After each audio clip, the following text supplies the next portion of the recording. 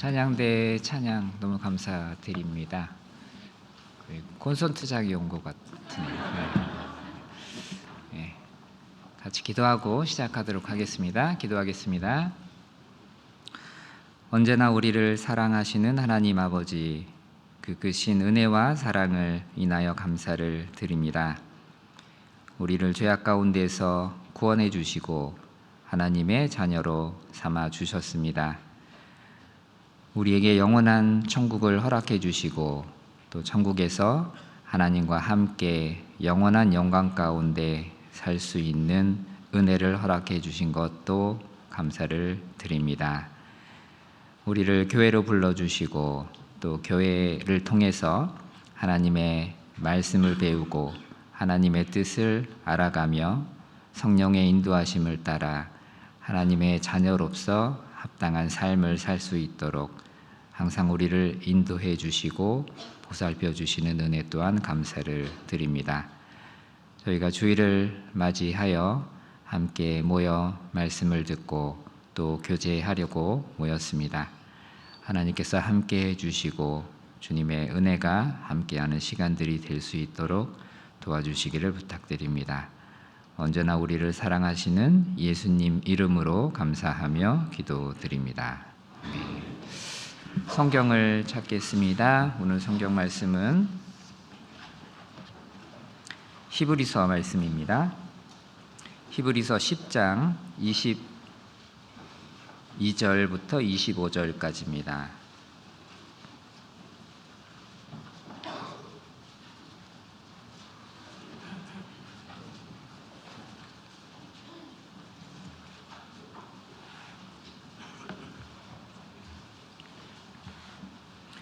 히브리서 10장 22절부터 25절까지 말씀,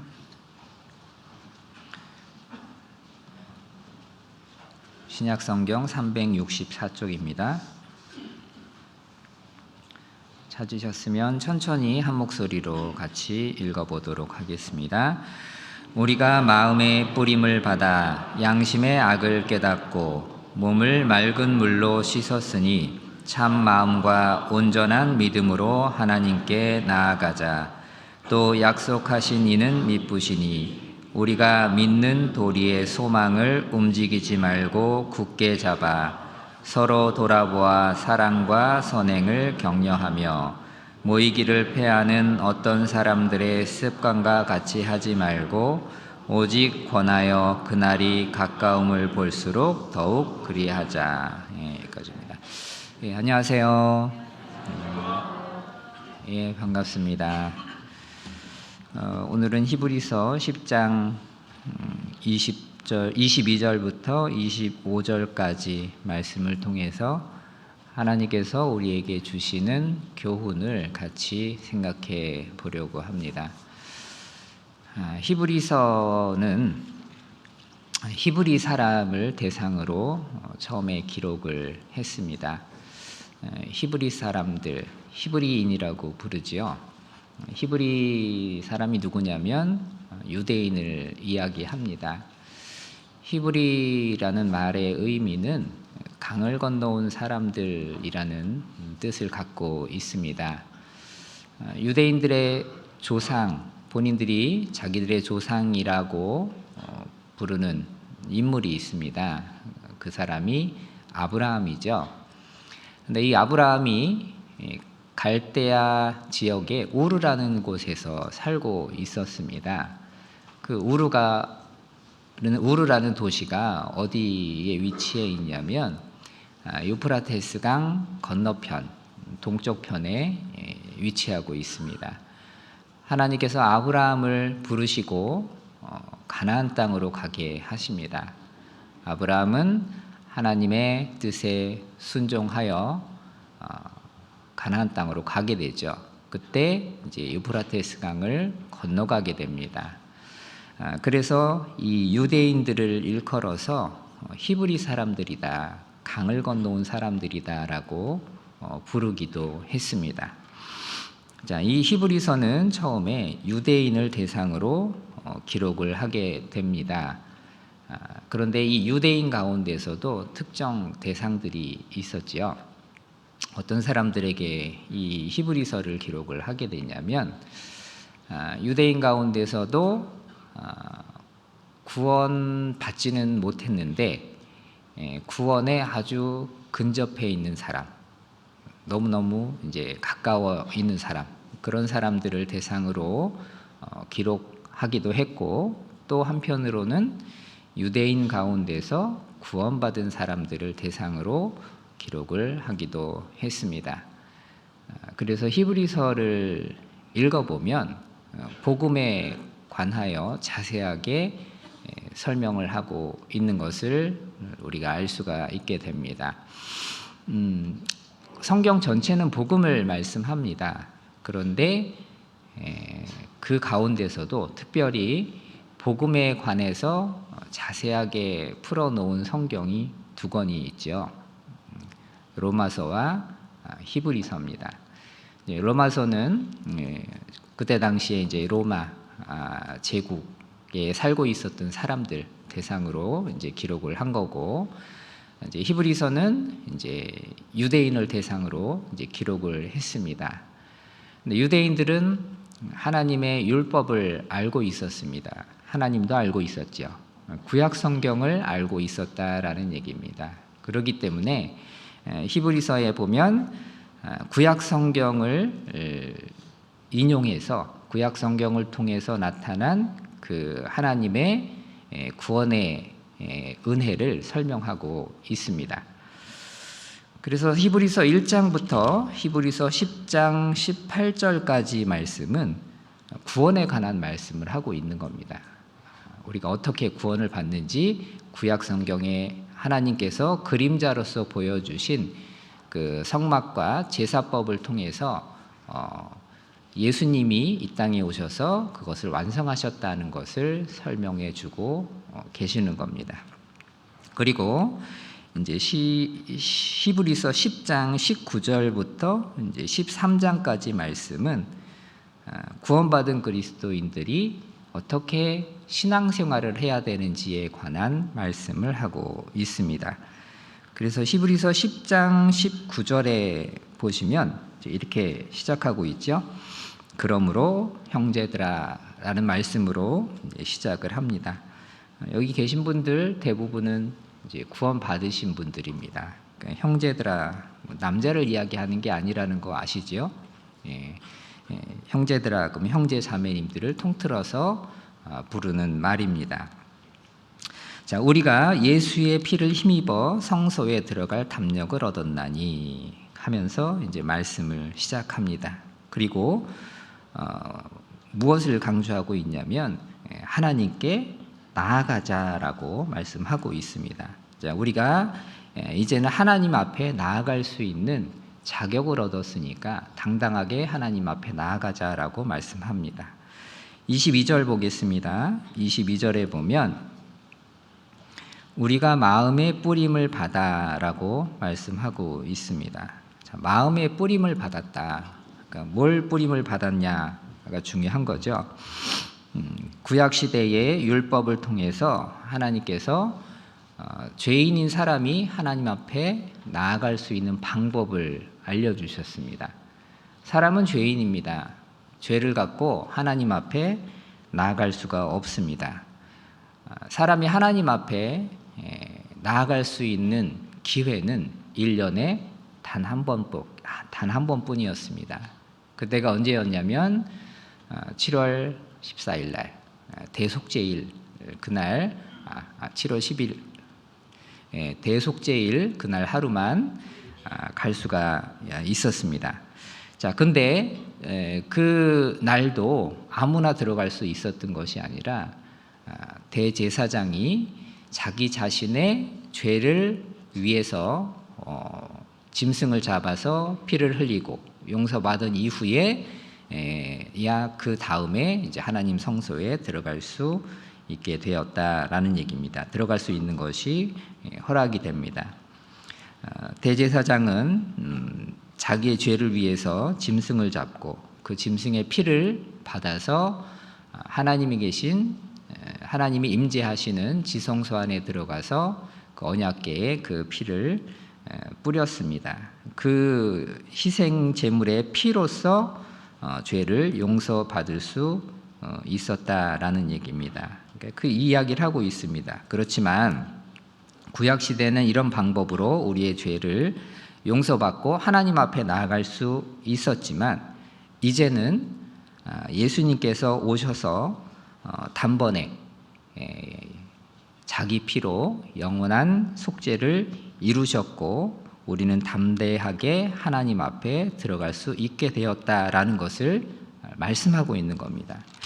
그래서 예수의 피를 힘입어 성소에 들어갈 담력을 얻었나니, 우리가 마음의 뿌림을 받았다는 얘기는 예수님이 내 대신 죽으시고 그 피로써, 그 피를 힘입어서 이제 우리는 하나님 앞에 나아갈 수 있게 됐다는 것을 설명해 주고 계시는 겁니다. 그리고 그 뒤에 보면 이제 양심의 악을 깨닫고라고 말씀합니다. 양심의 악을 깨닫는다라는 말은요, 이게 조금 쉬운 번역본 성경에는 이렇게 기록이 되어 있습니다. 악한 양심으로부터 벗어났고. 자, 악한 양심으로부터 벗어났다.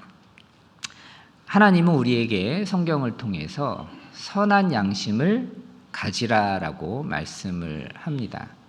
자, 선한 양심, 그러니까 깨끗한 양심을 가지라라는 말씀입니다. 왜 이렇게 말씀을 하시냐면 양심은 더러워질 수 있기 때문에 그렇습니다. 성경에서 더럽다는 말의 표현은 죄를 의미하는 경우가 많이 있습니다. 죄는 더러운 겁니다. 자, 더러운 것은 우리가 근본적으로 피하게 되어 있습니다. 우리가 어릴 때부터 더러운 것을 멀리하라고 교육을 받습니다. 더러운 것을 가까이 하지 말아라. 더러운 것이 묻으면 반드시 깨끗이 씻어라라는 교육을 받지요. 왜 더러운 것을 멀리해야 될까요? 더러운 것을 멀리해야 되는 이유는 더러운 것과 함께 있으면 우리에게 해를 주기 때문에 그렇습니다. 건강상의 문제를 일으키기도 하지요. 자, 이 더러운 것은 단순히 보기에 지저분하거나 또는 어떤 냄새가 고약하거나 또는 내가 싫어하는 것이거나 이런 것이 더러운 것이 아닙니다. 근본적인 더러움은 우리에게 해를 줄 수 있는 것들을 더럽다라고 이야기하는 거죠. 자, 보기에 지저분한 것이 더럽다라고 생각을 한다면, 보기에 흉측한 것이 더럽다라고 생각한다면 우리는 못 먹을 것들이 굉장히 많을 거예요. 어떤 사람이 이렇게 이야기했어요. 인류 역사 가운데 가장 용감했던 사람이 누구였느냐라고 따진다면 해삼을 제일 처음 먹었던 사람이라고 이야기할 거라고 합니다. 혹시 해삼 먹어본 적 있으신가요? 어떻게 생겼는지 혹시 보셨어요? 원래 그 모습? 잘라져 있는 모습 말고 원래 그 모습. 그 모습을 보면서 이걸 먹어야 되겠다라는 생각을 한다는 것 자체가 굉장한 용기거든요. 근데 우리는 그것을 이제 개의치 않고 이제 먹잖아요. 이렇게 아침부터 이런 얘기해서 좀 죄송하지만 이제 된장을 보면 비슷하게 생겼어요. 그래서 모양만 본다면 우리가 이걸 들어오니까 나는 이걸 먹지 말아야 되겠다 이렇게 말 못한다는 거죠. 제가 이제 호남 지역에 가니까 이 전라남도 지역에 장례식장 가면 항상 홍어가 나와요. 근데 홍어가 냄새가 엄청 강해요. 안 먹어도 옷에 다 냄새가 배더라고요. 그래서 아무리 섬유 탈취제를 뿌려도 2, 3일은 그렇게 가거든요. 근데 냄새가 고약하다고 해서 그것이 더럽다라고 이야기할 수는 없다는 얘기입니다. 왜냐하면 그걸 이제 냄새가 고약해도 그걸 먹잖아요. 이것처럼 겉으로 나타난 여러 가지 현상들로 인해서 더럽다라고 이야기하는 것이 아니라 그것이 우리에게 해를 주느냐 또는 병을 일으키느냐 이것에 따라서 더럽냐 더럽지 않느냐를 따진다는 겁니다. 이 죄라는 것도 마찬가지입니다. 하나님은 이 죄를 더럽다라고 말씀하시는 이유가 뭐냐면 이 죄와 가까이 하게 되면 반드시 우리에게 해를 끼치기 때문에 그렇습니다. 문제를 일으키게 된다라는 얘기입니다. 근데 이 양심이라는 것은요, 하나님이 우리에게 주신 것인데 양심이 깨끗한 상태로 유지해야 되는데 이 양심이 더러워질 수 있다는 얘기입니다. 양심이 더러워지면 어떻게 될까요? 유리가 뭐가 묻으면 지저분해지죠. 더러워집니다. 그러면 그 유리창 너머에 있는 것을 제대로 볼 수가 없다는 얘기입니다. 마찬가지로 하나님이 우리에게 양심을 주셨는데 그 양심을 통해서 우리는 하나님을 보고 하나님의 뜻을 알아차려야 됩니다. 그런데 양심이 더러워지게 되면 하나님을 제대로 볼 수 없게 되기 때문에 그렇다는 얘기입니다. 디모데전서 1장 5절에도 이렇게 말씀합니다. 경계의 목적은 청결한 마음과 선한 양심과 거짓이 없는 믿음으로 나는 사랑이거늘. 경계의 목적, 경계라는 말은 하나님의 명령이라는 뜻입니다. 하나님이 우리에게 하시는 말씀은 선한 양심에서 나오는 사랑이라고 말씀하고 있는 겁니다. 자, 선한 양심이 있으면 악한 양심도 있겠지요. 그러니까 악한 양심이라는 게 뭐냐면 죄로 인해서 더러워진 양심이다라는 얘기입니다. 근데 악한 양심이 어떻게 생기냐면 디모데전서 4장 2절에 보면 이렇게 말씀하거든요.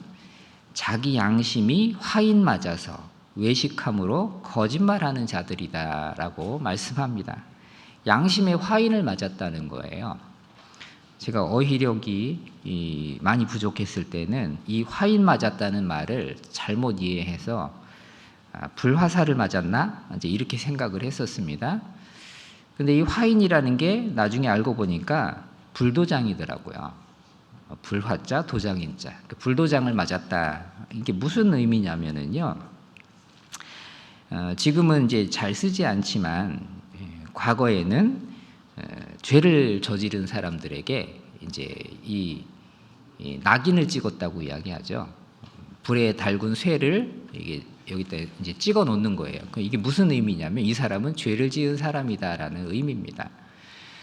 지금도 저기 몽골이나 아니면은 그 뭐 호주나 미국이나 이런 데 보면 이제 소나 이제 염소나 이런 걸 방목해서 키우거든요. 그럼 예전에는 이게 자기 거라는 것을 알리기 위해서 이제 그게 낙인을 다 이렇게 찍었습니다.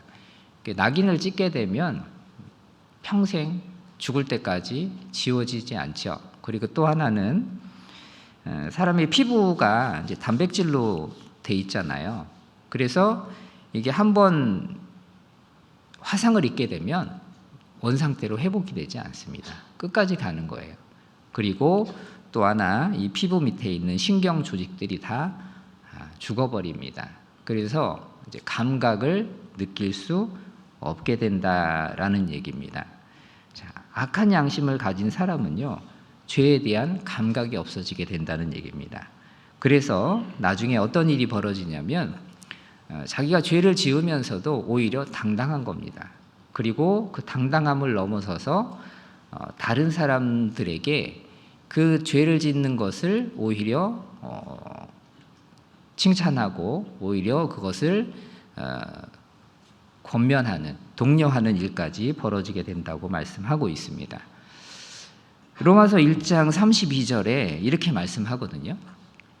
저희가 이 같은 일을 행하는 자는 사형에 해당하다고 하나님의 정하심을 알고도 자기들만 행할 뿐만 아니라 또한 그 일을 행하는 자를 옳다 하느니라. 이게 이제 1장 그 32절 위쪽에는 이제 죄에 대한 말씀을 하시는 거거든요. 자, 이 죄를 짓는 사람들은요, 이 일을 행하는 사람이 사형에 해당한다는 하나님의 정하심을 알지만 자기만 할 게 아니라 다른 사람들을, 그 똑같은 일을 행하는 사람들을 옳다고 주장한다, 이야기한다라는 이야기입니다.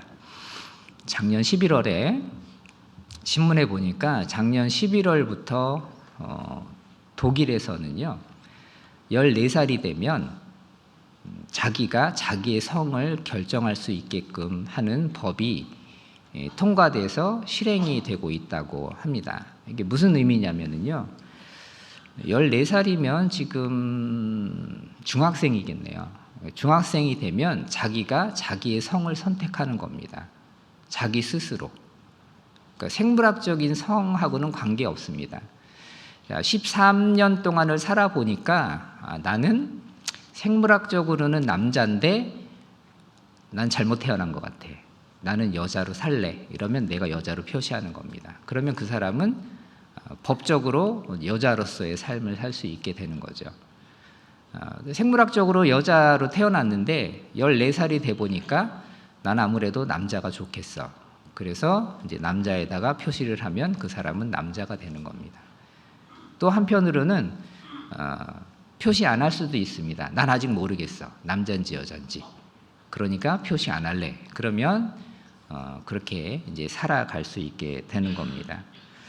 자, 이런 건 법안이 물론 이제 스페인이나 이제 스코틀랜드에서도 이미 이제 실행이 되고 있다고 합니다. 그런데 그 나라에서는 성인이 됐을 때, 법적으로 성인이 됐을 때 그것을 선택할 수 있는 자격을 부여했거든요. 그런데 이제 이번에 독일에서는 성인이 되기 이전에 14살 때 그것을 스스로 선택할 수 있게 했다고 이야기합니다. 이제 시간이 지나면 지날수록 하나님 말씀하고는 상관없이 자기들의 의견과 뜻대로 바꿔가는 겁니다. 자, 하와가 이 선악과를 먹으려고 할 때 뱀이 뭐라고 유혹을 했냐면, 이 선악과를 먹게 되면 눈이 밝아져서 하나님처럼 될 거라고 이야기했습니다. 그리고 하나님처럼 선과 악을 구분할 수 있는 능력을 갖게 될 거라고 하와를 유혹하게 되죠. 실제로 하와가 그 선악과를 먹고 난 다음에 눈이 밝아졌습니다. 그리고 선과 악을 구분하는 기준이 사람에게 들어오기 시작한 거예요. 이 선과 악의 구분은 하나님이었거든요. 그런데 이 선과 악의 구분이 사람에게 넘어옴으로 인해서 어떤 일이 생기기 시작하냐면 하나님의 말씀을 거역하는, 거스리는 일들이 생겨나기 시작한 겁니다. 그래서 우리 시대에 어떤 일이 벌어지고 있냐면, 하나님은 분명히 남자와 여자를 만드셨다고 말씀하셨고, 남자로서의 삶을 살아가야 되고 역할이 있고, 여자로서의 삶과 역할이 있다고 말씀을 해주시는 겁니다. 그런데 이걸 자기가 결정을 할 수 있다라고 이야기해버리는 거예요. 우리가 결정한다. 내가 선과 악의 기준이 되는 겁니다. 그래서 나는 생물학적으로 남자로 태어났지만 나는 여자로 살 거야. 그러면 여자가 되는 거죠. 자, 이런 일들이 어떤 것을 초래할까요? 사회적으로 전체적인 질서를 깨트리는 일들이 벌어지게 되는 겁니다. 지금 트럼프 대통령이 이제 정치 얘기가 아니고요. 트럼프 대통령이 이제 당선이 됐습니다. 공화당이죠.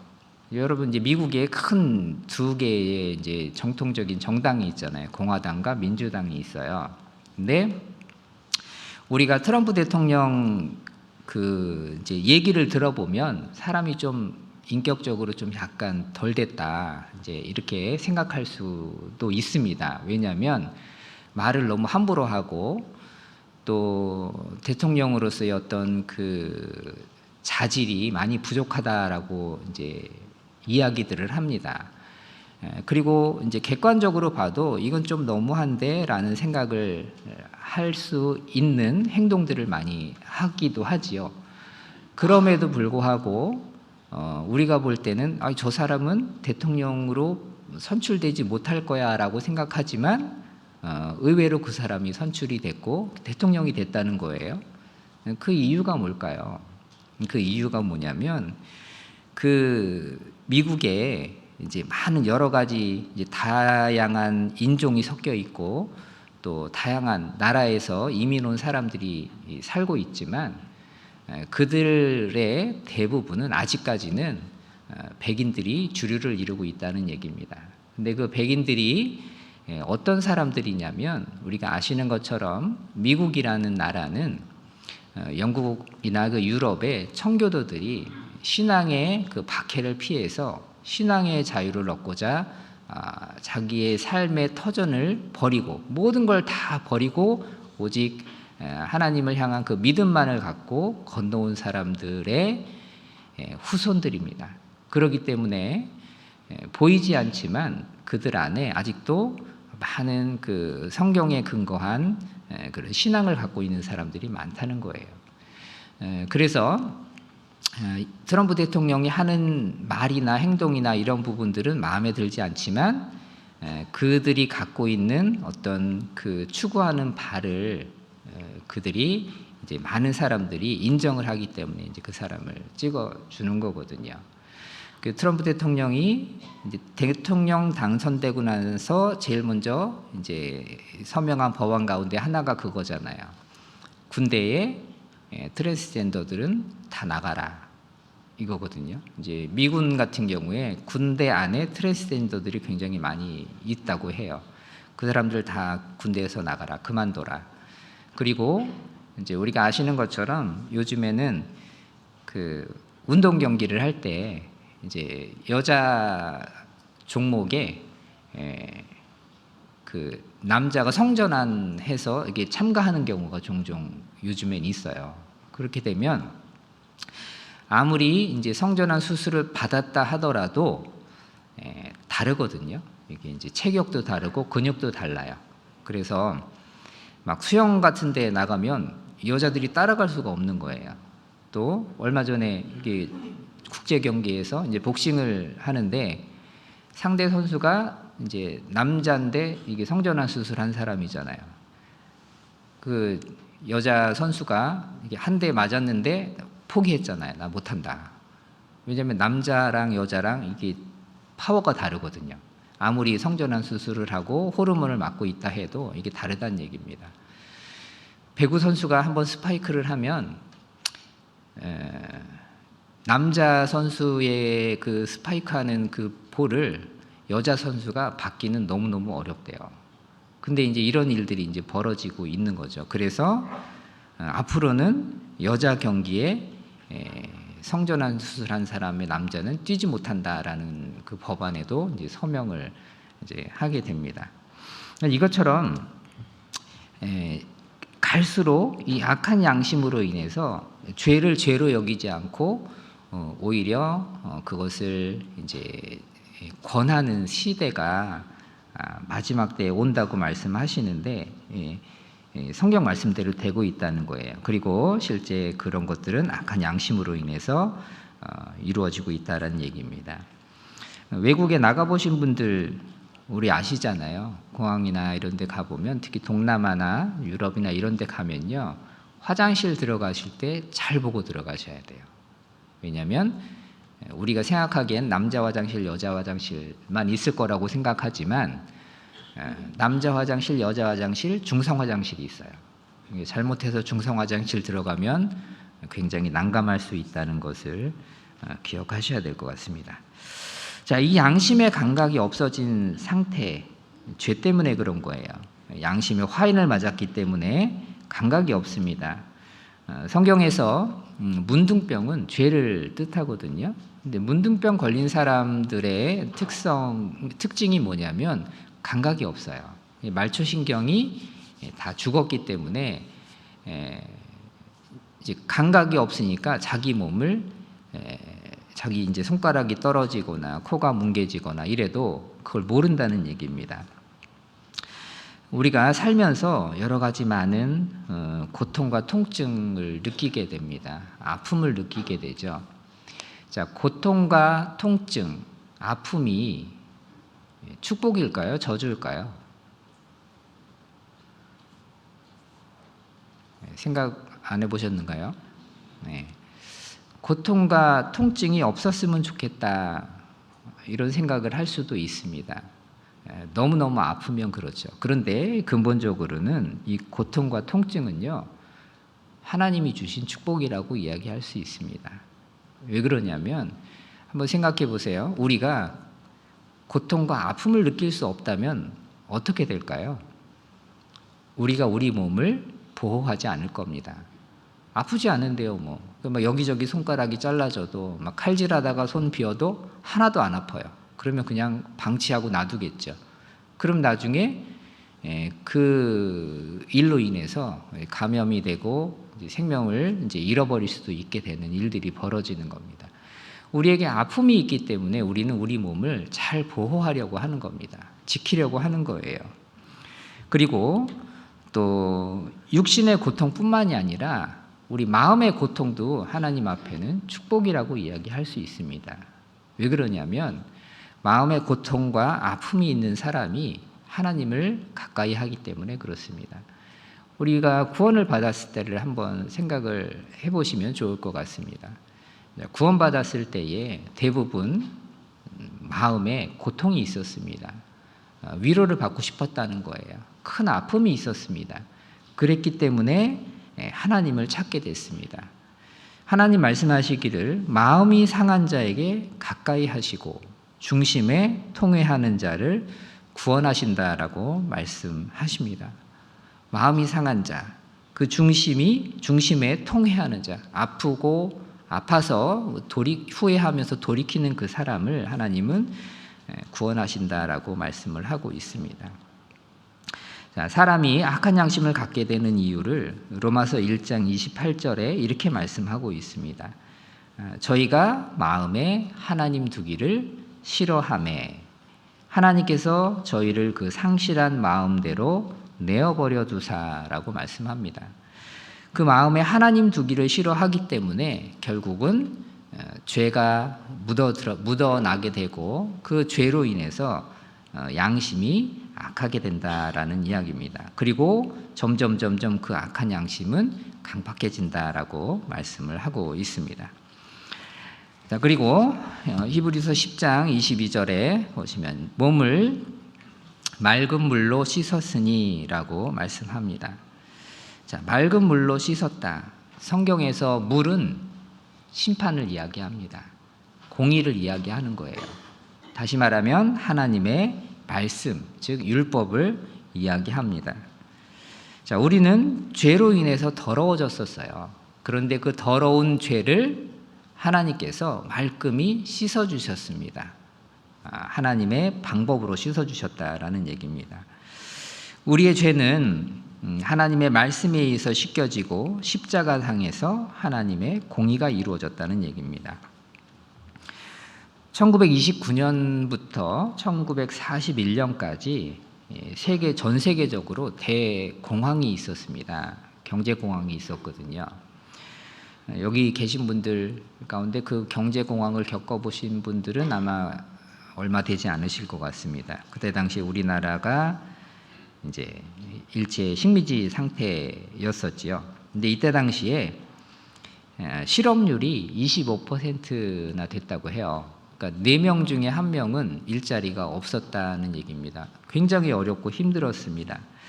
근데 이 당시에 그 뉴욕 그 시장을 했던 사람이 있습니다.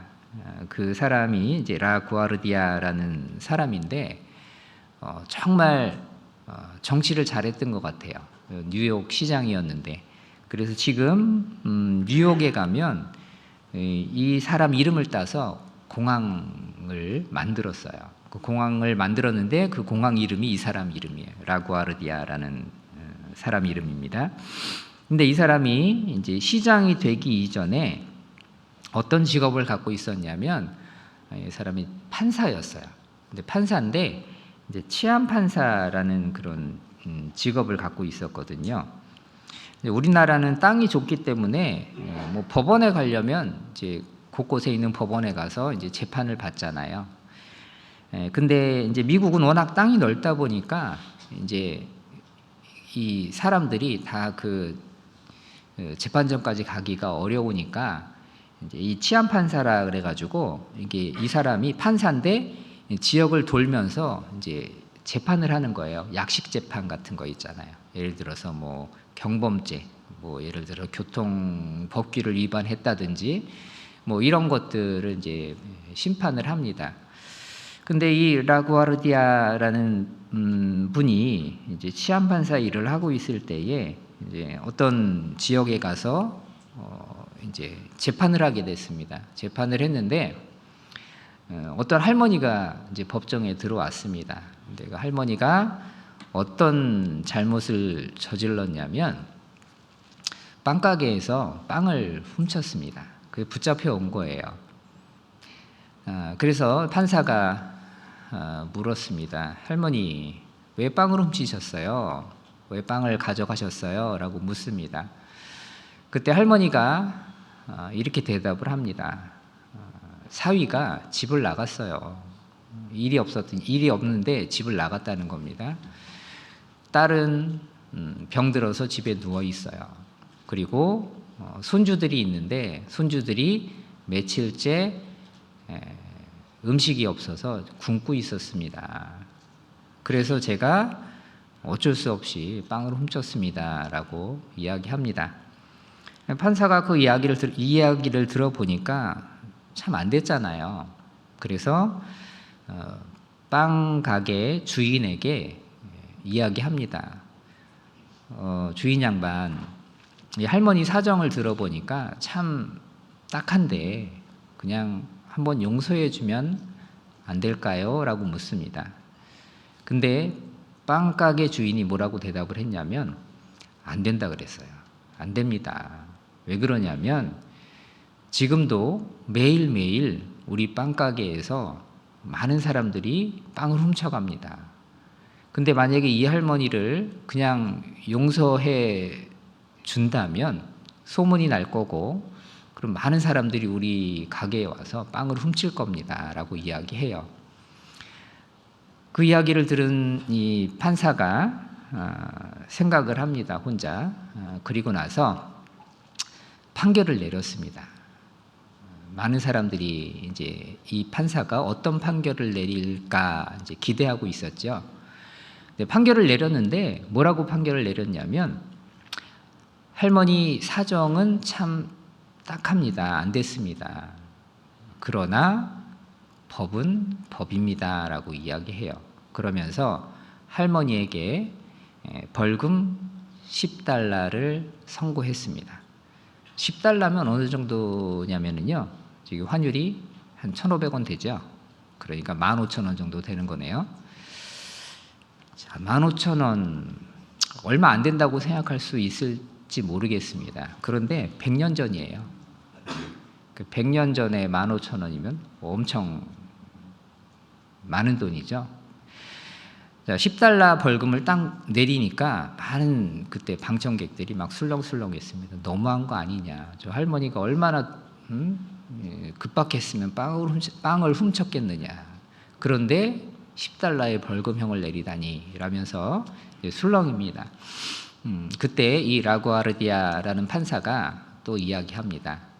자, 이 할머니는 잘못을 저질렀으니까 거기에 대한 벌을 받아야 됩니다. 그리고 그러나 이제 이 할머니가 이런 상황이 될 때까지 옆에 있는 우리도 이 할머니의 사정을 알아주지 못하고 도와주지 못했던 우리에게도 그 책임이 있습니다라고 이야기해요. 그러면서 그렇기 때문에 물론 나 자신도 잘못이 있습니다라고 이야기하면서 자기 자신에게 벌금 10달러의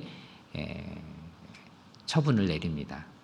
그리고 이제 그 방청석에 앉았던 사람들한테도 이야기합니다. 여기 계신 모든 분들도 동일하게 책임이 있습니다. 그러면서 다 벌금 50센트씩 내십시오라고 이야기합니다. 그래서 모자를 벗어서 자기 주머니에서 지갑에서 10달러를 꺼내서 넣고 그 다음에 방청객에게 돌립니다. 그래서 다 모아보니까 57달러 50센트가 모였어요. 그래서 거기서 10달러를 벌금으로 내고 나머지 47달러 50센트를 그 할머니한테 드렸습니다. 할머니 가셔서 빵을 사시고 손주들과 함께 보태세요라고 이제 이야기하게 됩니다. 이제 굉장히 유명한 판결이거든요. 자, 이 라구아르디아라는 분은 판사였잖아요. 법을 지켜야 되는 사람입니다. 아무리 이 사정이 안 되고 이제 불쌍한 마음이 들더라도 법을 어길 수는 없는 겁니다. 그래서 이 판사가 내린 판결이 정말 명판결이었다라고 이제 이야기를 하거든요. 자, 합리적인 합법적인 방법으로 이 할머니의 죄를 용서하고 거기에 뿐만이 아니라 이 할머니에게 긍휼과 자비를 베푼 거죠. 예수님의 십자가가 마치 이와 같습니다. 자, 죄를 지으면 반드시 죽어야 됩니다. 이게 하나님의 법이에요. 공의거든요. 그런데 우리를 죽게 할 수 없었기 때문에 하나님께서 예수님을 대신 보내주신 겁니다. 그리고 우리가 받아야 될 그 형벌을 예수님에게 대신 받으라고 하신 거예요. 그래서 예수님의 그 십자가를 통해서 우리의 모든 죄는 합법적으로 완전하게 처리되었다라는 얘기입니다. 자, 그래서 맑은 물로 씻었으니 우리의 죄는 완전히 씻겨졌다는 겁니다. 자, 그렇기 때문에 우리가 하나님 앞에 당당하게 나아갈 수 있다는 거예요.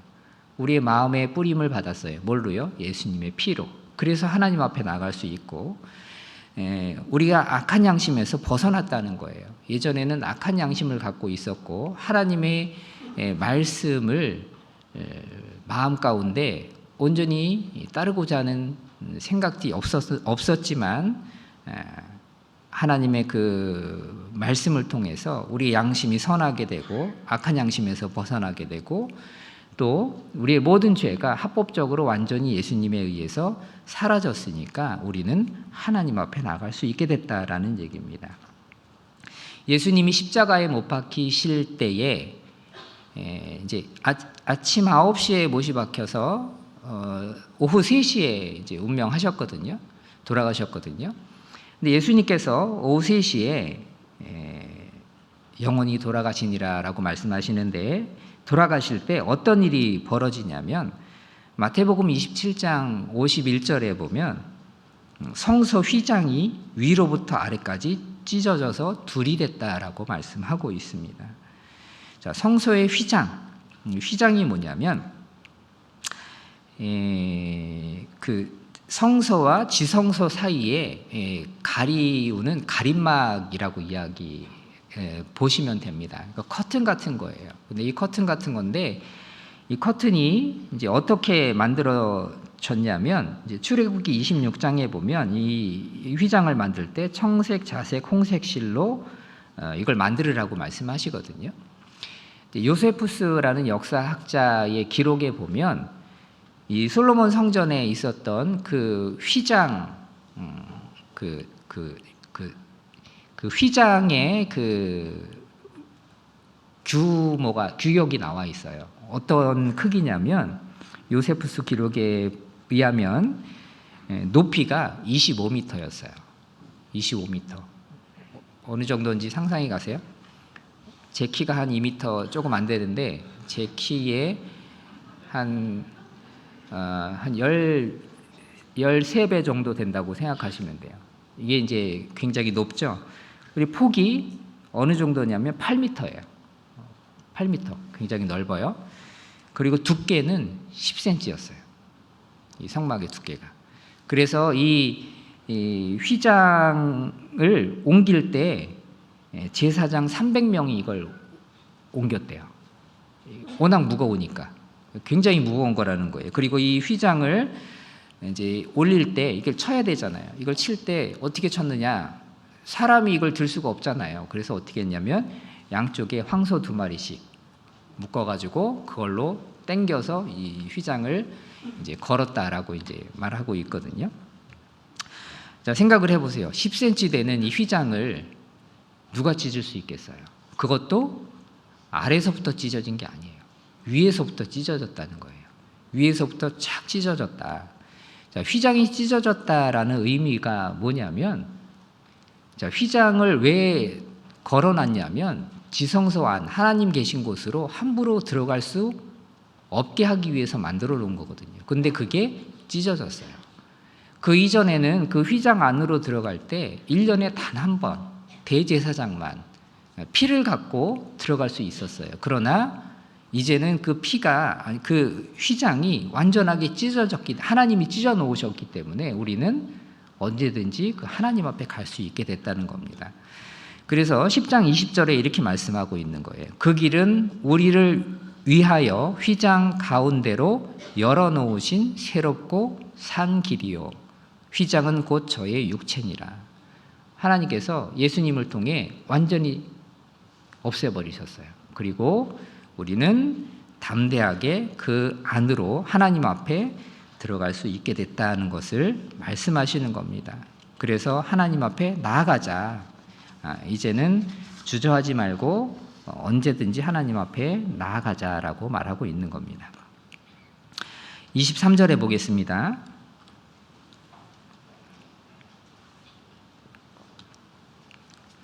히브리서 10장 23절 또 약속하신 이는 미쁘시니 우리가 믿는 도리의 소망을 움직이지 말고 굳게 잡아라고 말씀합니다. 자, 믿는 도리의 소망 이렇게 말씀하고 있는데요. 자, 도리라는 말은요, 고백이라는 말입니다. 고백. 이게 요한일서 4장 15절에 보면 누구든지 예수를 하나님의 아들이라 시인하면 하나님이 저 안에 거하시고 이렇게 말씀하거든요. 요한일서 4장 15절에 그 시인이라는 말의 이 단어가 지금 히브리서 10장 23절에 나와 있는 돌이라는 단어와 같은 단어로 원문에 쓰여져 있습니다. 자, 고백이라는 말, 돌이라는 말이 고백이라는 말이라 그랬죠. 고백이라는 것은 마음에 생각하는 것을 숨김없이 말하는 것을 이야기합니다. 그러니까 도리의 소망을 굳게 잡으라는 얘기는 우리 마음에 생각하는 것을 숨김없이 말하면서 하나님이 우리에게 주신 그 소망, 그 약속을 굳게 붙잡으라라는 이야기입니다. 우리는 예수님이 하나님의 아들이라는 것을 알고 있고 아는 것으로 끝나는 것이 아니라 우리의 삶 가운데 그것을 고백할 수 있어야 된다고 말씀하는 겁니다. 예수는 그리스도이시다. 이게 무슨 의미냐면 예수님은 하나님의 아들이시다라는 뜻입니다.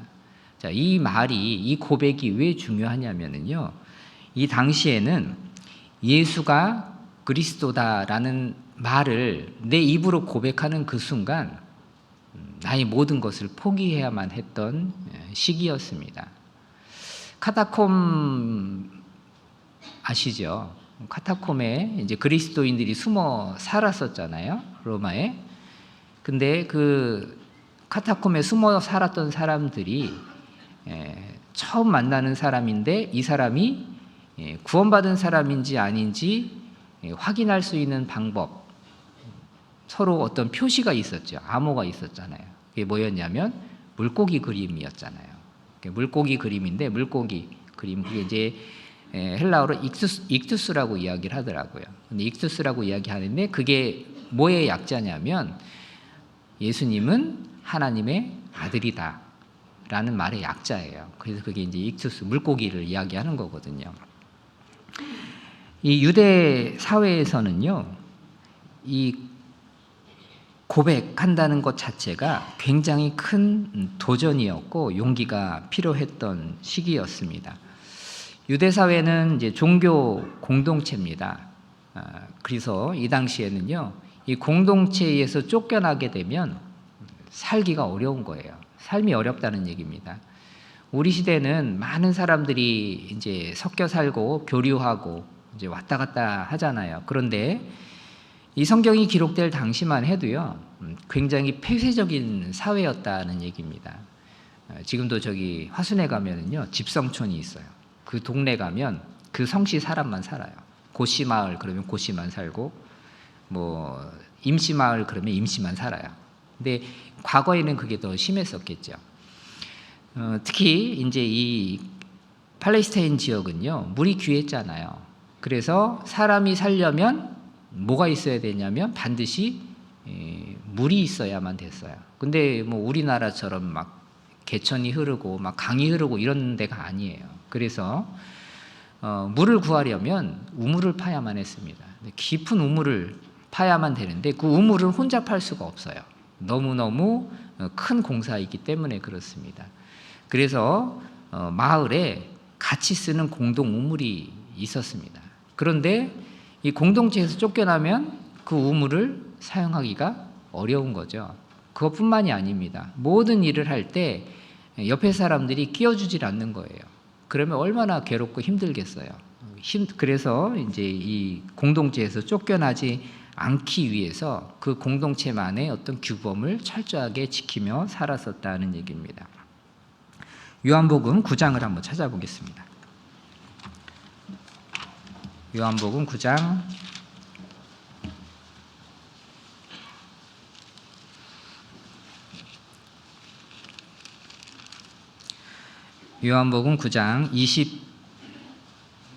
20절입니다.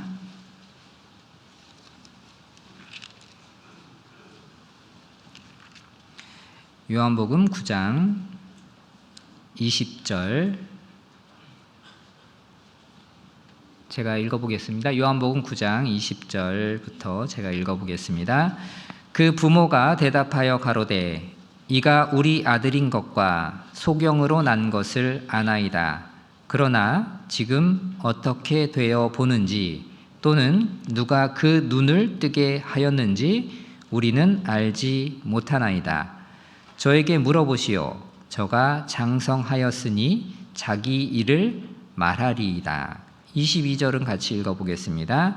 그 부모가 이렇게 말한 것은 이미 유대인들이 누구든지 예수를 그리스도로 시인하는 자는 출교하기로 결의하였으므로 저희를 무서워함이로라. 어떤 사건이 있냐면 날 때부터 소경이었던 한 사람이 있었습니다. 근데 예수님께서 그 소경의 눈을 뜨게 해주신 거예요. 그런데 예수님이 그 일을 행하신 때가 안식일이었습니다. 바리새인들, 하나님의 말씀을 율법을 잘 지키면서 산다고 생각했던 그 사람들은 이게 무슨 일이냐, 어떻게 안식일 날 병자를 고칠 수 있느냐 하면서 분개한 거죠. 그리고 그 사람을 불러다가 이제 이야기합니다. 도대체 너 누가 눈뜨게 했느냐? 이 소경이었던 사람이 이야기합니다. 예수라는 분이 했습니다. 그분이 누구라고 생각하느냐? 선지자입니다. 이야기합니다. 그러나 바리새인들은 인정할 수가 없었지요. 그래서 그 소경이었던 사람의 부모를 불러옵니다. 그리고 부모에게 묻습니다. 너 아들 맞느냐? 맞다고 이야기합니다. 날 때부터 소경이었느냐? 맞습니다. 근데 어떻게 눈을 뜨게 됐느냐? 이렇게 물어요. 그때 그 부모가 이렇게 이야기하는 겁니다. 나는 모릅니다. 우리는 모릅니다. 그에게 물어보십시오. 왜 이렇게 대답을 했냐면 22절에 이렇게 말하고 있죠. 예수를 그리스도로 시인하는 자는 출교하기로 결의했다. 자, 예수가 그리스도다. 예수님이 하나님의 아들이다라는 것을 내 입 밖으로 내면 공동체에서 쫓겨난다는 거예요. 그게 무서웠기 때문에 안 했다라고 말하고 있습니다. 요한복음 12장을 보겠습니다. 12장 42절. 12장 42절입니다. 요한복음 12장 42절, 42절과 43절을 같이 읽어보도록 하겠습니다. 그러나 관원 중에도 저를 믿는 자가 많되 바리새인들을 인하여 드러나게 말하지 못하니 이는 추례를 당할까 두려워함이라. 저희는 사람의 영광을 하나님의 영광보다 더 사랑하였더라. 자, 관원 중에도 예수님 믿는 사람이 많았다라고 말씀을 하고 있습니다. 여기서 말하는 관원은 산헤드린 공회원을 이야기합니다. 산헤드린 회원은 약 70여 명으로 구성이 되어 있는 유대인의 의결 기관입니다. 우리 시대로 따지면 국회의원 같은 사람들이에요. 자, 이 국회의원 같은 사람들, 사회의 지도층이죠. 근데 이 사람들 가운데서도 예수님 믿는 사람들이 많이 있었어요. 그런데 드러나게 말을 못했다. 고백을 하지 못했다는 얘기입니다. 이유는 추례당할까 봐. 이게 두려웠다는 거죠. 자, 그런데 하나님 이게 성경은 뭐라고 말씀하시냐면 도리의 소망, 우리가 고백하는 그 소망을 굳게 잡으라고 말씀하고 있습니다.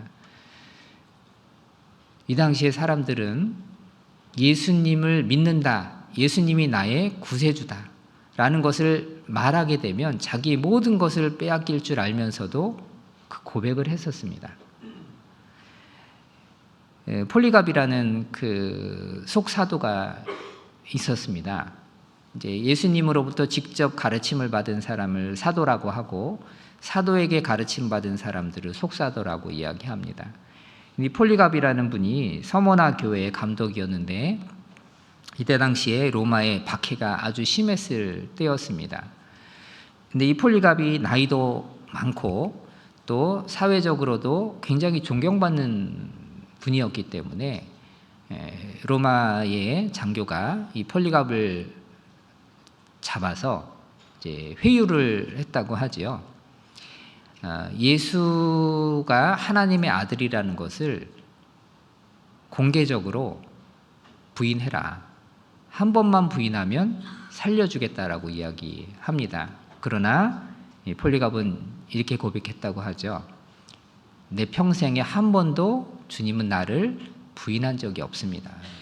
나는 그렇게 할 수 없습니다. 그래서 결국 폴리갑은 화형을 당하게 됩니다. 초대교회 당시에 성도들이 많이 죽임을 당했습니다. 순교를 당했죠. 어떤 이유 때문이었을까요?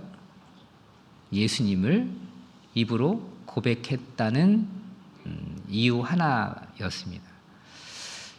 우리가 생활하는 가운데 혹시나 그러신 분은 없으시겠지만 내가 그리스도인이라는 것을 감추시는 분이 혹시 있을까요? 이순신 장군처럼 나의 죽음을 알리지 말라, 이런 것처럼 내가 그리스도인이라는 것을 밝히지 말아라. 그렇게 하면 안 된다는 거예요. 당당하게 밝히라는 얘기입니다. 나는 그리스도인입니다.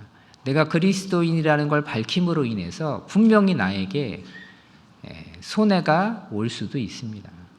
핍박이 올 수도 있고 박해가 올 수도 있습니다. 그러나 밝히라고 말씀하십니다.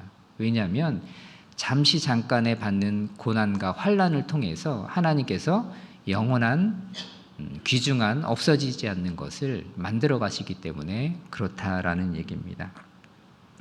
믿음은 반드시 행하게 되어 있습니다. 믿음이 있는데 행함이 없다. 성경은 그것을 죽은 믿음이라고 말씀합니다. 정말 내가 믿음이 있는가 한번 생각을 해보아야 됩니다. 행함이 없다면. 우리 안에 있는 것은 반드시 밖으로 드러나게 되어 있습니다. 나온다는 얘기예요. 자, 히브리서 10장 다시 돌아가겠습니다. 히브리서 10장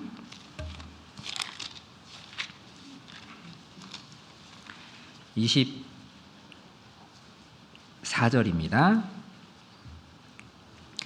히브리서 10장 24절.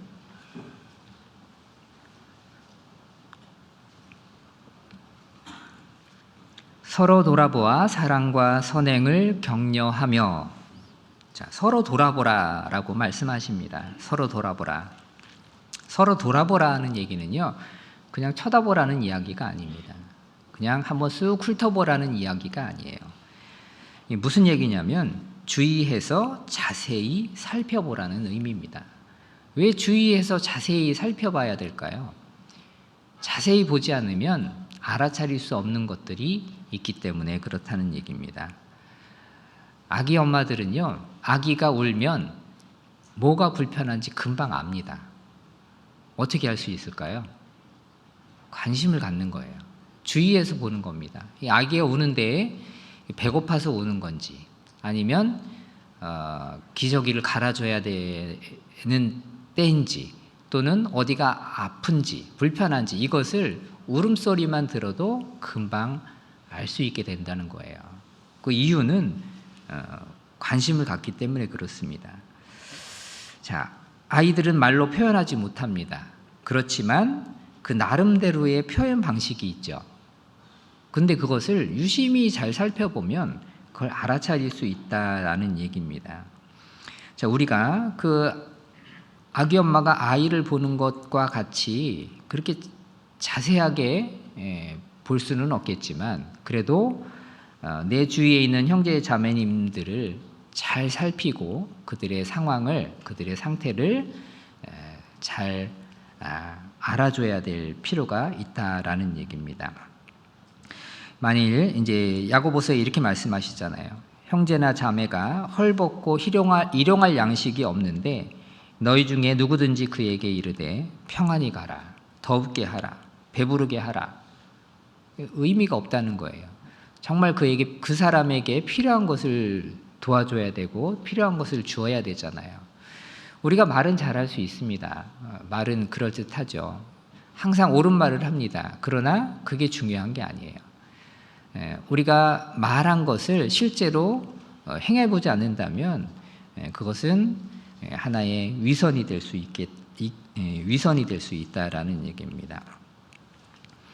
그리고 히브리서 10장 25절에 보면 이제 이렇게 말씀하시죠.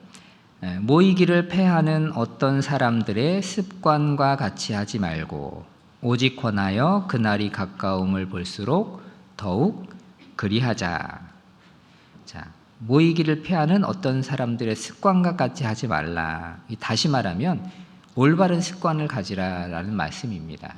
습관을 가져라. 사도 바울이 2차 전도 여행을 떠납니다. 2차 전도 여행 중에 소아시아 지역으로 갔는데 지금의 터키 지역입니다. 이제 터키 지역에 이제 무디아라는 지역에서 이제 비두니아 지역으로 가려고 했습니다.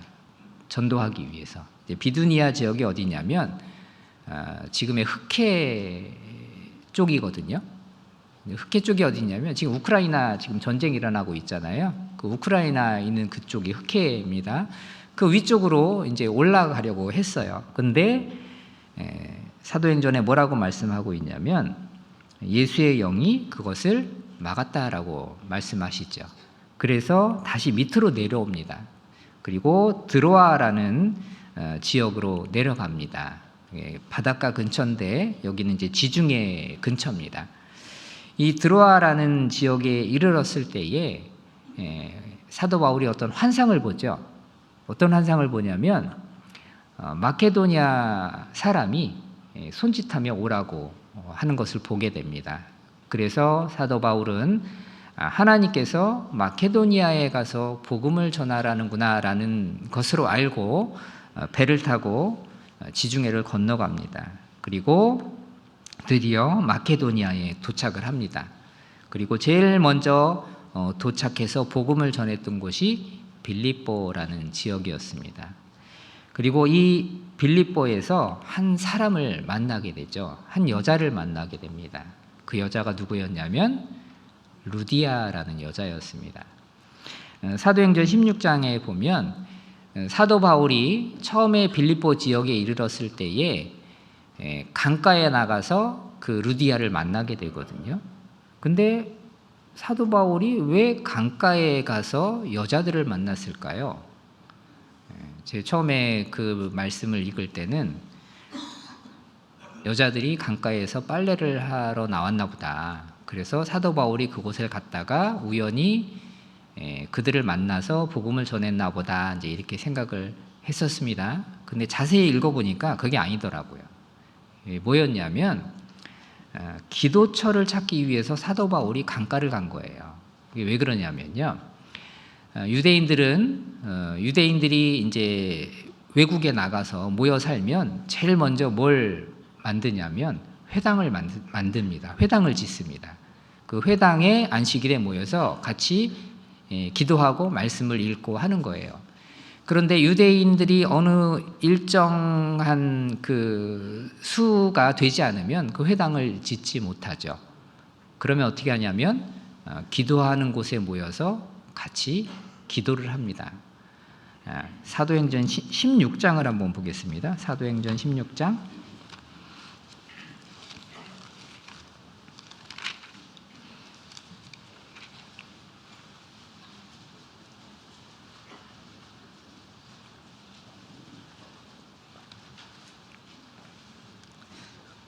사도행전 16장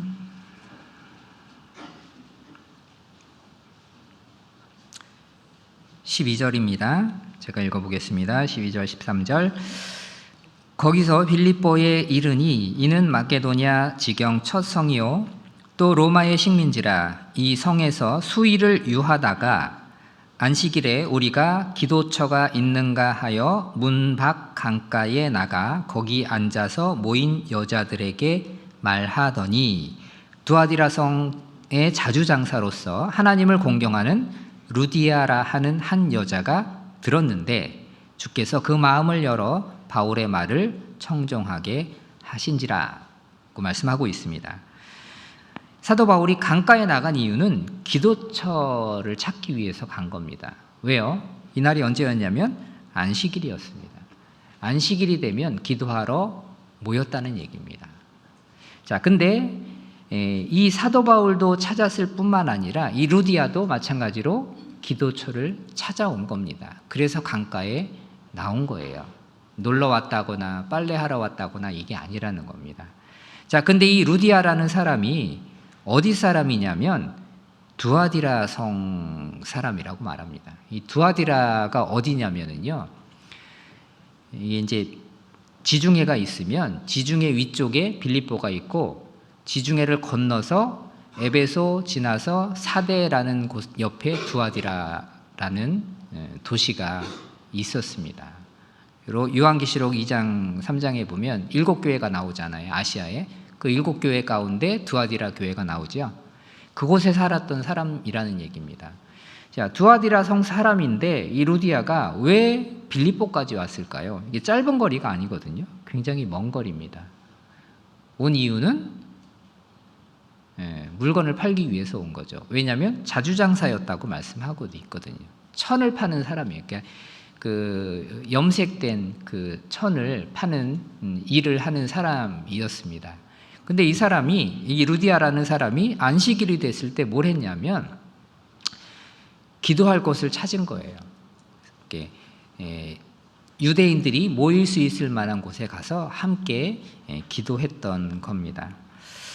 자, 이 루디아가 복음을 들을 수 있었던 이유는 뭐였죠? 물론 첫째는 하나님을 공경하는 마음이 있었습니다. 경건한 마음이 있었다는 거예요. 그리고 안식일마다 모여서 기도하고 또 하나님을 공경해야 된다라는 걸 알고 있었고 그걸 습관처럼 몸에 지니고 있었다는 얘기입니다. 그래서 이때 이곳에 와서 말씀을 듣게 된 겁니다. 그리스도인에게 있어서 우연이란 없습니다. 그리고 하나님은 하나님을 간절히 찾는 자를 반드시 만나 주신다고 약속을 하십니다. 자, 우리가 이걸 읽어보면 우연히 만난 것처럼 여겨질 수 있지만 하나님의 뜻 안에서는 이 계획된 것이다라는 얘기입니다. 두아디라 성, 그 먼 지역에 살고 있던 이 루디아라는 사람이 빌립보라는 지역까지 가게 되고 또 사도 바울은 그 전에 그 16장 그 전반부에 읽어보면 사도 바울이 빌립보에 가게 된 배경을 설명해 주고 계시잖아요. 원래는 이 빌립보로 갈 계획이 없었습니다. 그러나 하나님께서 인도하셨습니다. 빌립보로. 왜 인도하셨을까요? 루디아 때문에 그렇다는 얘기입니다. 루디아를 만나게 하기 위해서, 하나님을 찾는 그 한 영혼을 위해서 하나님께서 하나님의 뜻을 전할 수 있는 사람을 보내주신 겁니다. 고넬료의 집도 마찬가지였죠. 고넬료를 위해서 하나님은 베드로를 준비하셨고 베드로를 보내신 겁니다. 그리고 베드로를 통해서 고넬료와 그 가족이 구원을 받게끔 하셨다라는 얘기입니다. 이것처럼 올바른 습관을 갖고 있으면, 하나님 앞에 합당한 습관을 갖고 있으면 하나님의 일이 그 사람들을 통해서 이루어진다는 얘기입니다. 성경은 구원받은 사람을 양에 비유해서 설명해 주고 계십니다. 예수님 말씀하십니다. 나는 선한 목자라. 내가 내 양을 알고 양도 나를 아는 것이라고 말씀합니다. 양은 가축입니다. 가축이 뭔지 아시죠? 집에서 기를 수 있는 그런 그 동물이라는 얘기예요.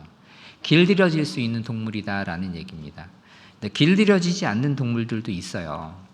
뭐 늑대가 개가 됐다, 이제 진화론을 주장하는 사람들은 이야기하잖아요. 그러나 늑대는 절대 개처럼 될 수가 없습니다. 다큐멘터리를 보니까 몽골에서 늑대를 잡아서 늑대 새끼 있잖아요. 막 아직 젖도 안 뗀 그 늑대 새끼를 가져와서 집에서 키우잖아요. 그러면 절대 개처럼 되지 않답니다. 어릴 때는 잘 몰라요. 그러나 성체가 되면 늑대의 본성이 나오기 때문에 양들을 다 물어 죽인다고 합니다. 그래서 성체가 되면 이 늑대를 그냥 두지 않는다고 이야기해요. 잡아서 가죽을 벗겨서 그 가죽을 쓴다고 이야기하죠. 절대 길들여지지 않는다고 이야기합니다. 양은 그 목자가 있어야만 살 수 있습니다. 그리고 양의 무리에서 이탈하면 죽어요. 살아갈 수가 없다라는 이야기입니다.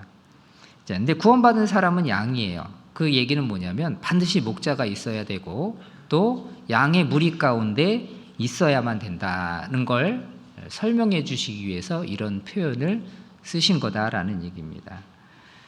예수님 말씀하셨습니다. 두세 사람이 내 이름으로 모인 곳에는 나도 그들 중에 있느니라. 자, 모임 가운데, 그리스도인의 모임 가운데 성령이 함께 하시고 주님이 함께 하신다라고 말씀하고 있습니다. 자, 교회라는 것은 헬라말로 이제 에클레시아라고 이야기하죠.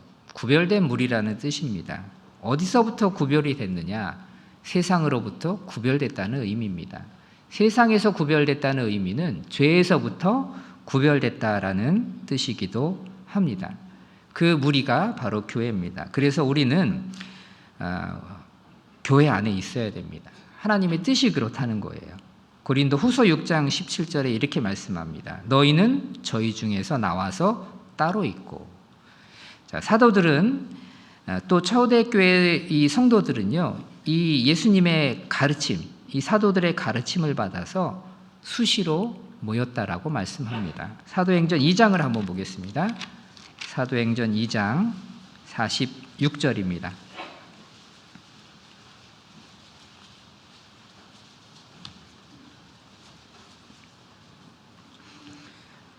사도행전 2장 46절 같이 읽어보겠습니다. 날마다 마음을 같이하여 성전에 모이기를 힘쓰고 입에서 떡을 떼며 기쁨과 순전한 마음으로 음식을 먹고. 자, 날마다 마음을 같이 했습니다. 그리고 이 같이 해서 이제 모였는데 어디에 모였냐면 성전에 모였다고 말씀합니다. 성전에 왜 날마다 모였을까요? 성전에 날마다 모인 이유가 있습니다. 성전에는요, 성전 앞에 뜰이 있습니다. 이방인의 뜰도 있고 여인의 뜰이 있습니다. 여인들의 뜰도 있습니다. 그곳에서 뭘 했냐면 말씀이 전해진 거예요. 자, 말씀을 듣기 위해서 날마다 마음을 같이하여 모이기에 힘썼다라고 말씀하고 있습니다. 자, 우리는 날마다 말씀을 듣기 위해 모여야 됩니다. 수시로 우리가 모이면 말씀이 있습니다. 그 말씀을 통해서 하나님의 뜻을 알아가는 거죠. 그리고 그 하나님의 뜻을 통해서 알아가는 것을 통해서 우리의 영혼에 양식을 얻게 되고 우리 영혼이 힘을 얻게 되는 겁니다. 이 성경 말씀은 3,500년 전이나 지금 우리 시대나 변함없이 동일하게 전해져 내려오고 있습니다. 같은 말씀이죠. 여기 계신 분들 대부분 이 성경 말씀을 잘 모르시는 분들은 아마 없을 겁니다. 이거 언젠가 들은 말씀인데 또 내가 읽은 말씀인데 다 알고 있습니다. 그러나 이것을 계속해서 매일마다 매일매일 들으라고 말씀하십니다. 이게 왜 들어야 되냐면요, 이 말씀을 듣는 가운데 이 말씀을 통해 우리 영혼이 힘을 얻기 때문에 그렇다는 얘기입니다. 이사야서 40장 31절에 보면 오직 여호와를 앙망하는 자는 새 힘을 얻으리니라고 말씀합니다. 자, 하나님을 간절히 원하는 사람은 새 힘을 얻는다. 여기서 말하는 새 힘은요, 이게 영어 성경에 보면 뭐라고 나와 있냐면 이 새 힘이 뉴 뭐 파워 이게 아니고요. 앞에 RE가 붙어요. 리가 붙어요. 리뉴. 리뉴라는 건 뭐냐면 그러니까 이렇게 생각하시면 될 것 같아요. 우리가 이제 핸드폰을 사용하잖아요. 근데 배터리를 충전을 하면 처음에 100%가 되죠. 그런데 시간이 지나면 사용하다 보면 배터리가 용량이 줄어들어요. 그러면 어떻게 하죠?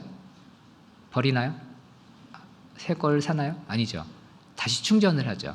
충전하면 다시 배터리가 꽉 차는 거예요. 이게 리뉴예요. 다시 채워진다는 뜻이에요. 그래서 하나님을 앙망하는 사람은요, 하나님이 새로운 힘을 주신다는 거예요. 그러니까 우리가 밥을 매일 먹는 이유가 있잖아요. 하루에 3번씩, 뭐 적게 드시는 분은 2번씩 이게 드세요. 근데 똑같은 밥인데 왜 계속 먹느냐? 이걸 먹으면 충전이 되는 거예요. 새로운 힘이 우리에게 나옵니다. 우리 영혼도 마찬가지예요.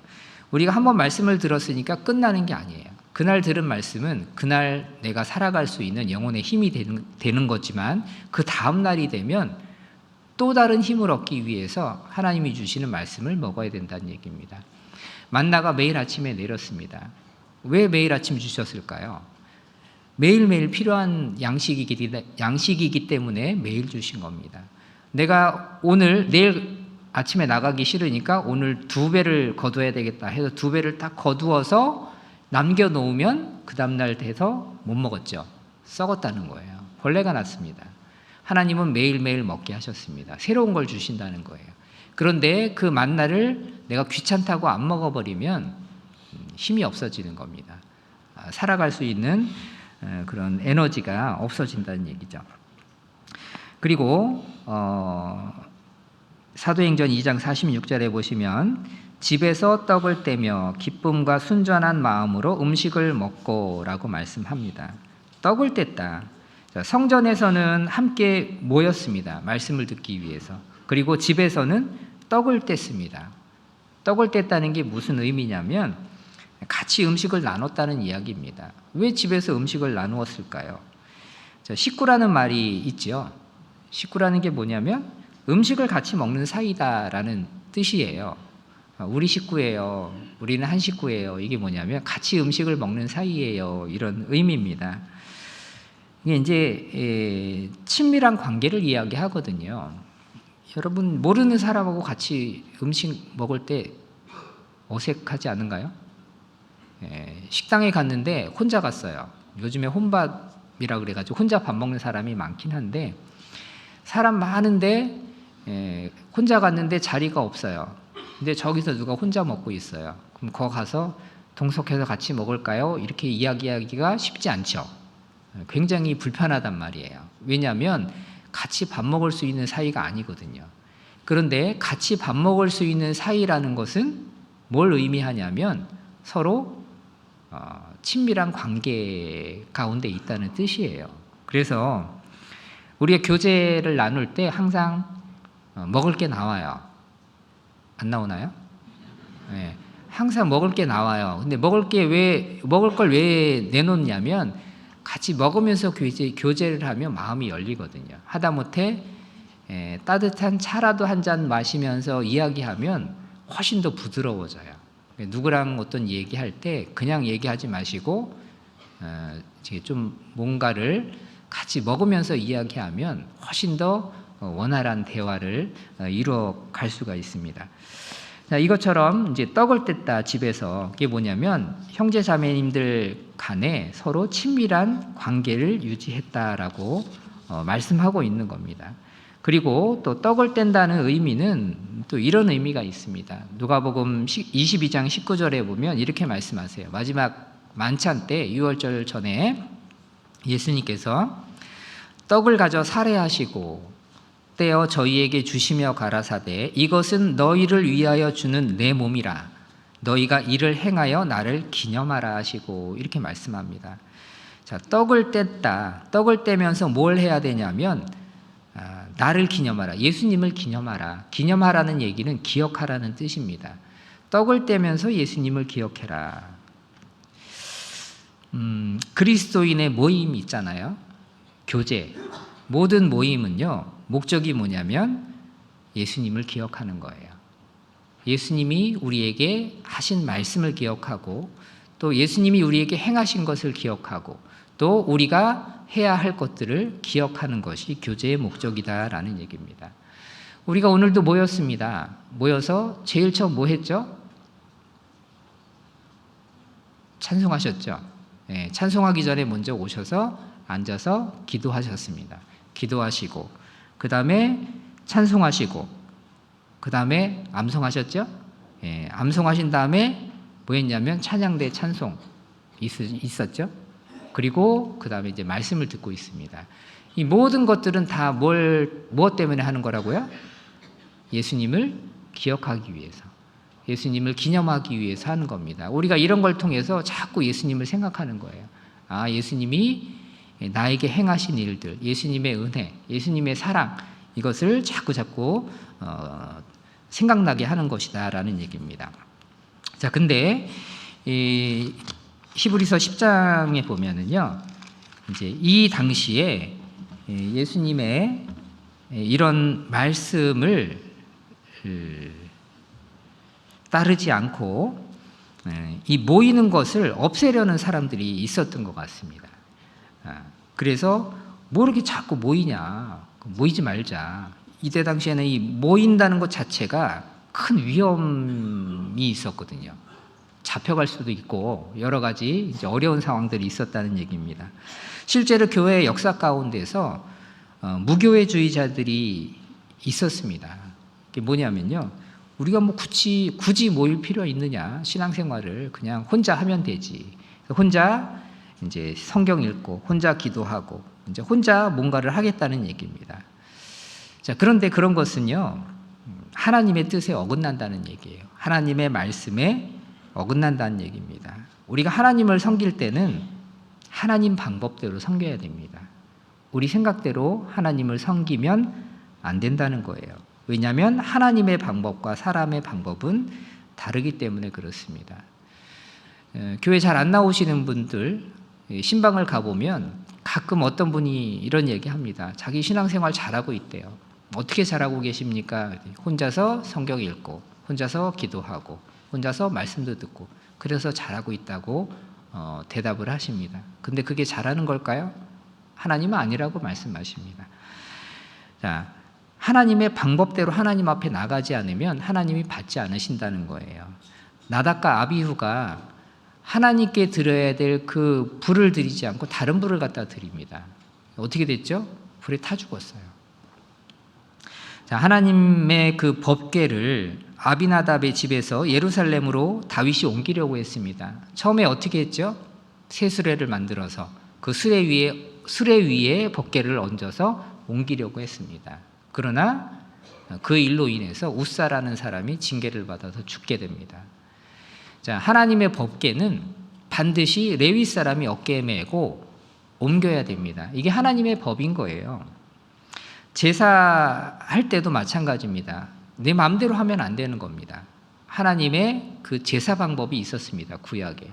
그 제사 방법에 의해서 하나님께 예물을 드려야 됐습니다. 제사는 반드시 제사장만 드려야만 됐다라는 얘기입니다. 이것처럼 하나님의 방법이 우리에게 주어졌고 그 방법을 하나님께서 따르라고 말씀하시는 겁니다. 천국에 들어갈 수 있는 방법은 한 가지밖에 없습니다. 하나님이 우리에게 주신 방법이 여러 개가 있는 게 아닙니다. 예수님을 통해서만 들어갈 수 있는 겁니다. 예수님이 문이에요.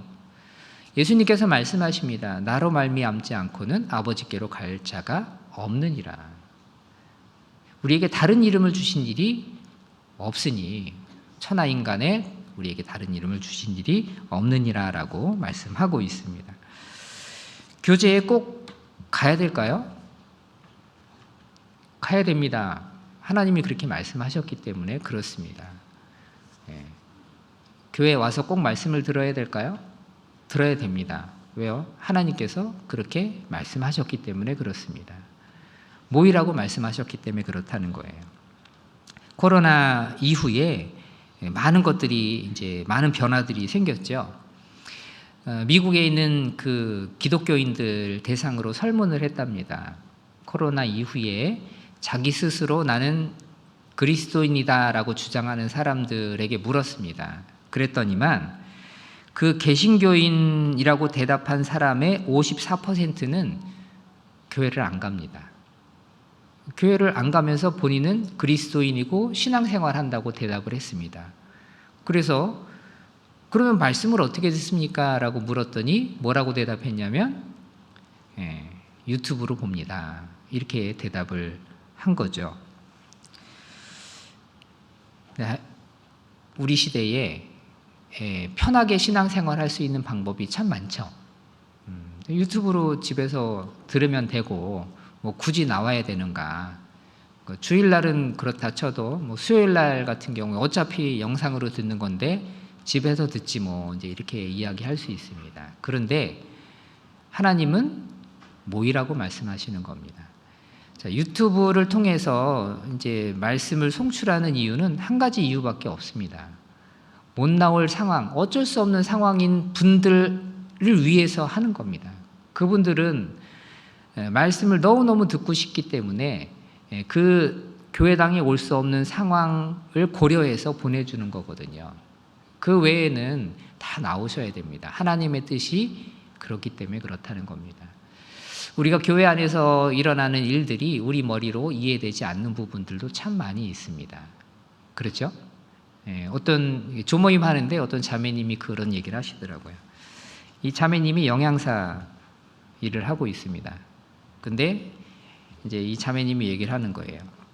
자매님 보실 때는 교회당에 그 식사봉사 하시잖아요. 식사봉사 하실 때 이렇게 딱 보면 굉장히 비효율적으로 일을 한다. 이제 이렇게 생각을 하셨대요.